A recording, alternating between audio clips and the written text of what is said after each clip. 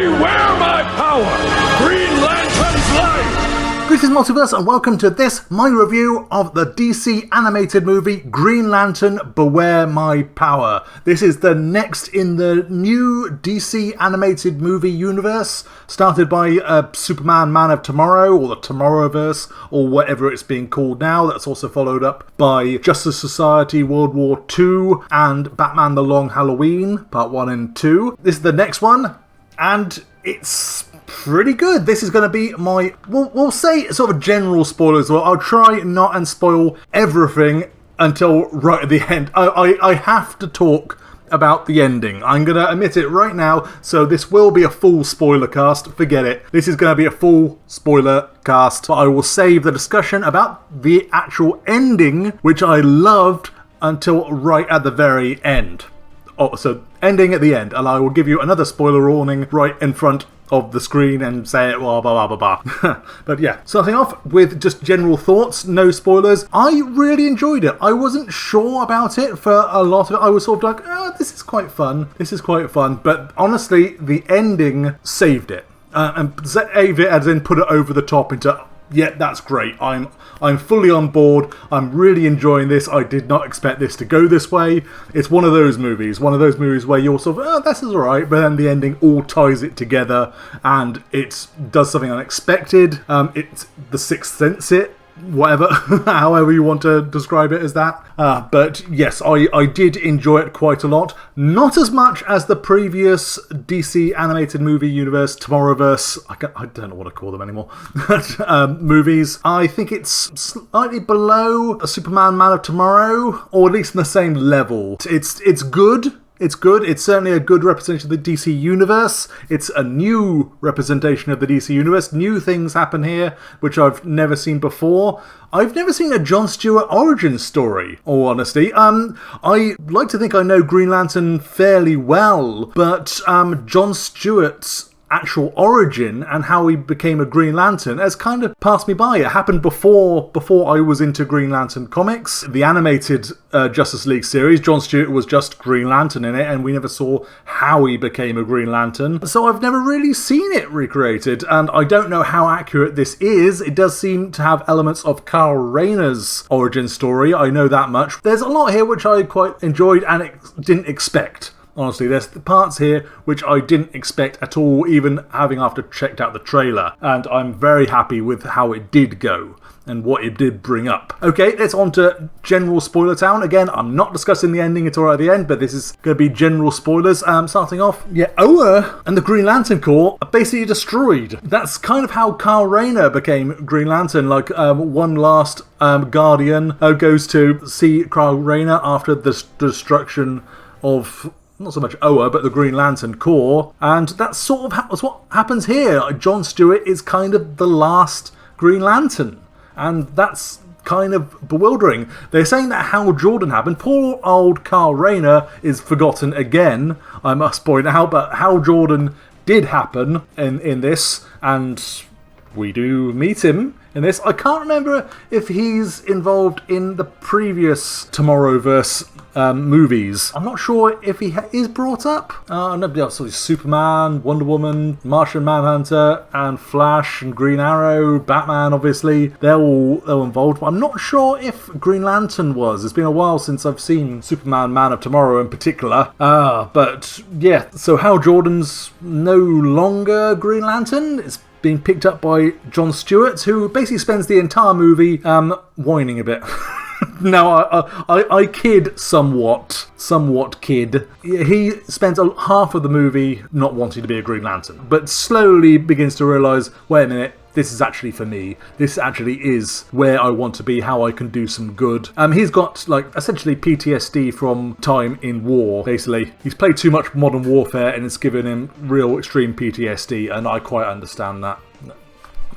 He actually was a Marine. He actually was that part of his origin I am aware of. He was in the army and, yeah, comes back to America and has to like sort things out in his head and everything he was forced to do there. It works really well, actually. It's kind of gets a little bit tiresome with him continuing insisting, I don't want any part of this, and not wanting to be a Green Lantern, and then suddenly he's good at it. So it's a little bit frustrating, a little bit frustrating. But honestly, after the Catwoman Hunted movie, this is an absolute breath of fresh air. Seeing Jon Stewart struggle with this and his own identity, I think is the core issue here.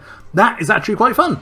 That is quite cool, and I like how he embraces being a Green Lantern at the end. Still, I'm glad that they did all that and got to that stage, and we saw all of his journey towards acceptance in the Green Lantern Corps. I liked a lot of it, and I liked the other characters in it. There's a lot of unexpected people. I did not expect Green Arrow to be such a big part of this, but there's a lot of interesting other characters there. Martian Manhunter pieces out after the beginning, but so it's mostly Green Lantern and Green Arrow for the first part, and then Hawkgirl joins in. Yeah, the Sinestro Corps get involved. You probably saw them in the trailers, so that's not too big a spoiler, but I'm always happy to see the Sinestro Corps. I am kind of a little bit upset with one particular character dying towards the end.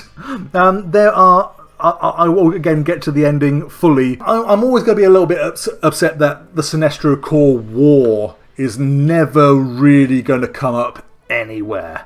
Let's be honest, not for a while. The Sinestro Corps War, yeah, I know it's Jeff Johns. I don't want to bring him up too much, but nonetheless, I really love the Sinestro Corps War arc from Green Lantern. I think it's one of my favourite comic book events in DC history. It just keeps on escalating, and it's so cool. We're not getting that. We're certainly not getting that here. For many reasons, we're not getting that. The Sinestro Corps are just here. A small portion of the members. I don't know how big the Corps actually is, but a few of the key members are there. Despero is there, strangely. But yeah, it's cool to see him, even if he doesn't do that much. Lissa Drac is probably one of my favourite characters anyway, so yeah, keep her in it. She has got a great design. I can't help it, but she's a great character anyway, and she's great here. Not immediately obvious by that picture, but that's Adam Strange. It's funny how Adam Strange is so key to a lot of things in the DC universe, really. I don't know if he'll ever appear in movies, live action ones anyway, but he tends to circle.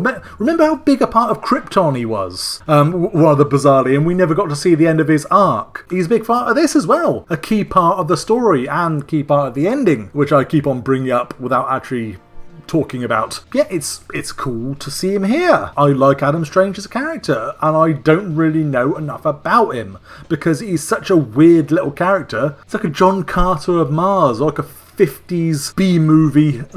This Earth astronaut who ends up on another planet and ends up dating a princess and goes off on adventures with a rocket pack and a laser gun. It's so corny, but it's fun to see, and obviously a lot of DC writers really love him for that kind of really old-fashioned retro 50s weirdness, and I love it. Yeah, getting back to Jon Stewart there, and Jon Stewart is generally really good. He's the heart and soul of the movie, and it's all about him. He's surrounding himself with other heroes, major characters in the DC universe, but he ultimately is the most important one. And I really like that. He figures out what's going on, and I recommend this movie. I recommend this movie a lot. And I'm going to be excited to see it again. The last bit, yeah, the animation style. The animation, if you're not into the new sort of cel-shaded, a little bit more cartoony animation style of The Long Halloween, Superman Man of Tomorrow, and Justice Society, sucks to be you. No offense, but this is what the universe looks like now, and I quite like it. It's got its own style, and you recognise it immediately, so you know all the movies that look like that are tying in to the same universe. So cool. Brilliant. Cool. Let's talk about the ending, shall we? Okay. Big spoiler warning coming up right now. A lot to talk about with the ending, and it's my favourite part of the film, so I couldn't really do this review without talking about it, but now spoiler warning all over my face, and let's talk about Parallax. I absolutely lost my mind when this came up. Hal Jordan as Parallax. Since Hal Jordan originally became Parallax in the comics, they kind of retconned it a little bit to make Parallax actually like the entity of fear, the symbol of the Sinestro Corps, and say that Hal Jordan was actually infected by this parasite. They're doing it again. They've sort of, but at the same time, they are also embracing the actual Hal Jordan original Parallax as well as the parasite. And that is so cool, especially bringing in Parallax after the Green Lantern Ryan Reynolds live action movie, where of course Parallax was the main villain. Rather stupidly, they shouldn't have done that. That was one of the biggest problems with that movie, is that cloud of a villain. So this is the first time that Parallax has been seen, apart from the comics, since the Green Lantern live-action movie. And we've gone back to the original comics adaptation, Hal Jordan as a Green Lantern fear-overwhelmed god with rings on all his fingers and like a terrifying desire to like purge the universe of wrongdoing and remake it in his image, and it's incredible. I did not expect this. I knew something was off with Hal Jordan. I thought they were going to go with the idea that Hal Jordan's got a bit messed up from his time with Sinestro. He's lost his values, so he can no longer be Green Lantern, so it has to be John Stewart in the end. And he'll pass the torch to John Stewart, and then that's it. I did not expect Hal Jordan Parallax to be the main bad guy of Green Lantern Beware My Power. And that's so genius. And not only does it write out Hal Jordan and puts John Stewart as the next Green Lantern, but also I loved seeing it. I loved seeing this version of Parallax. And yeah, it blew my mind. I did not expect it at all. And that really brought it back. That saved the movie for me. I was enjoying the movie a lot for all of it, but this moment when Parallax is revealed, I was on the edge of my seat. Parallax! That was my reaction. That was my genuine reaction to Parallax turning up. Hal Jordan being the villain. As soon as Sinestro mentioned having a master, I thought, ooh, who's that going to be? Is it going to be the Anti-Monitor, or is it going to be Necron or something like that? I wondered who it could possibly be, and then it turned out to be Parallax. Ooh, right in the feels there, Green Lantern. Well done, DC. You pulled it off. I'm very happy to see that. So yeah, that left me very satisfied, and I hope you guys stop watching at the spoiler mark if you're planning on watching this film, because I just needed to talk about this because it blew my freaking mind. That really put the movie over the edge for me. Yeah. Okay, but on to the bad stuff. Sinestro dies. Now, I know Sinestro is more of a Hal Jordan villain. He works much better as a Hal Jordan villain, because if he's away from Hal Jordan, he becomes far more of a one-note villain, and he's just doing things for evil's sake.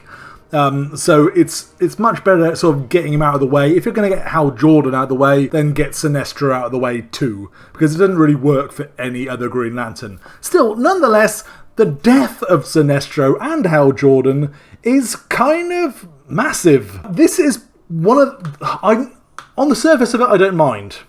But on the sort of the greater DC universe implications, the big problem with this is that the previous DC animated movie universe eventually wrote itself into a corner because it was killing off all the characters. Like Batman even killed off the Riddler and things like that. They just everyone was getting killed or massacred or some other things, and they had to go, we can't continue with this. This is not satisfying anymore. We can't tell any really good stories anymore, or really an epic story with these remaining characters. So they had to kill off the entire universe and reboot it into this. We're only, if you include The Long Halloween as one movie, we're only 3 movies, or at least 3 stories into this animated movie universe, or 4 counting Green Lantern, and they've already killed off some major characters. Not so much in the previous movies, but now they've killed off Sinestro and Hal Jordan. Okay, and a lot of the Green Lantern Corps, as to be said, like pretty much all of the Green Lantern Corps, in fact. Further Green Lantern stories are going to be difficult. Many of them can't be told now, because most of the Green Lantern Corps is dead. So I'm interested to see how they go through next with any sort of Green Lantern stuff, or if they're going to do that, or whether this is the only Green Lantern movie that they're doing. We'll have to wait and see. I've no idea what the next animated movie, Tomorrowverse movie, is going to be. I don't mind villains being killed off, but major ones, you start writing yourself into a corner when you can't tell the stories you want, and that's when reboots happen, and no one wants another DC animated movie universe reboot. That's the negative side. But otherwise, I really loved this movie. Shire. I'm crushing over Shire all over again, as to be said. Alright, no, yeah, I really much enjoyed this movie, and I would recommend it. I think it's probably on the same level as Superman Man of Tomorrow. It's not one of the best DC animated movies ever. It's one of the better Green Lantern ones. There haven't been that many actual really good Green Lantern movies. Honestly, the animated ones were not bad. I think this is probably the best Green Lantern animated movie, or just movie in general. I'm happy to say that, and I enjoyed it all the way through. So that's going to be my tagline: the best Green Lantern movie. Good. Screw you, YouTube.